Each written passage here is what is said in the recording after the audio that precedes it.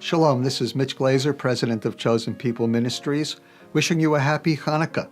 This is one of my favorite holidays, and growing up in a Jewish home in New York City, I loved every one of the 8 days because we were able to get presents every day, and we were able to eat wonderful foods. We had potato pancakes we called potato latkes, and we dipped them in applesauce or in sour cream. Absolutely delicious. In fact, my wife Sahava has a recipe on this webpage that you can actually download, and you can make your own potato latkes for your family.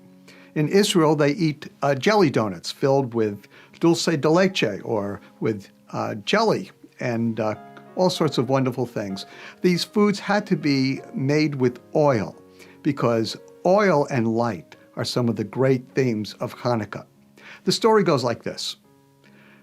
In 165, approximately, BC, after the empire of Alexander the Great had been split apart into 4 parts, the Jewish people who were in the Syrian Greek part rebelled against Antiochus Epiphanes, who the Jewish people call Antiochus the Madman.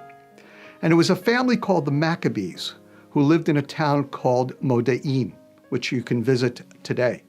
And the Maccabees rebelled because Antiochus and his emissaries wanted the Jewish people in that village to bow down and worship his statue as a god. And the Maccabees couldn't do it, of course. And so this family of Levitical priests rebelled, ran off to the hills, and for the next few years waged guerrilla warfare against the very powerful Greek-Syrian army. But they won. And then they rededicated the temple. And as they entered the temple, they discovered 2 things. Number 1, a pig had been sacrificed on the altar. Not very good for Jewish people. And so they removed the stones because it was beyond cleansing. And then according to tradition, they noticed that the eternal light was without oil. And so they removed the stones, and actually in tradition it says that the stones would be cleansed and then the temple would be fully restored when the Messiah comes. And then, of course, they made olive oil in order to fill the eternal light. And according to tradition, even though it took 8 days to make that kind of oil, the oil for the 1 day, which is all they had left, never ran out. Now, whether or not that's true, I don't know, but if you know it's not true, don't tell me, because it's something I've believed my whole life. And it's a great story of God's salvation and redemption, of the way he loves his Jewish people, the way he promised to preserve the Jewish people. And so that's why Jewish people celebrate Hanukkah. It's not just because of the presents, although it's a major reason, not just because of the beauty of the family gatherings or of the Hanukkah parties, and we spin what we call dreidels and play all sorts of great family games. So it's a wonderful, wonderful time. But beyond all of this, it's a time to celebrate God's perseverance of the Jewish people, because he took care of us for all those years. And now the question we have is, so what does it have to do with us as followers of Yeshua, Jesus, the Messiah? Well, one thing is obvious. He's called the light of the world.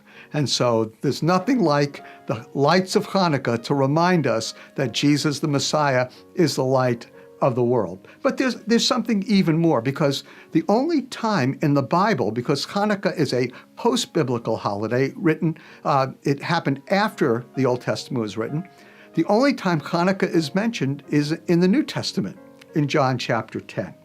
And so I'm reading from John chapter 10, where Jesus, according to John, was walking on the porticos of the temple, the porticos of Solomon. So I'm reading from John chapter 10, beginning at verse 22. And at the time, the feast of the dedication took place in Jerusalem, or at Jerusalem. It was winter, so we know it was probably December. And Jesus was walking in the temple, in the portico, the columns of Solomon. The Jewish people were gathered around him and were saying to him, "How long will you keep us in suspense? If you are the Messiah, tell us plainly."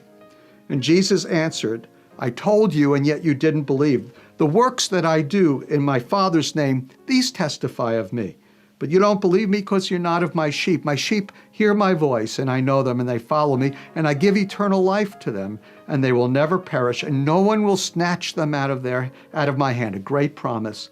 My Father who has given them to me is greater than all, and no one is able to snatch them out of the Father's hand. And then Yeshua adds one of the most dramatic statements that was ever made in the New Testament, and it was made on Hanukkah. Jesus says, I and the Father are one. Clearly, Jesus is saying that the light of the world has come to shine in this very, very dark world. And this light that shines is an eternal light that was never created, that was there before the world began, because the light is God Himself becoming flesh and shining His glory brightly among His chosen people. And so God bless you. Have a great Hanukkah and have a Merry, Merry Christmas.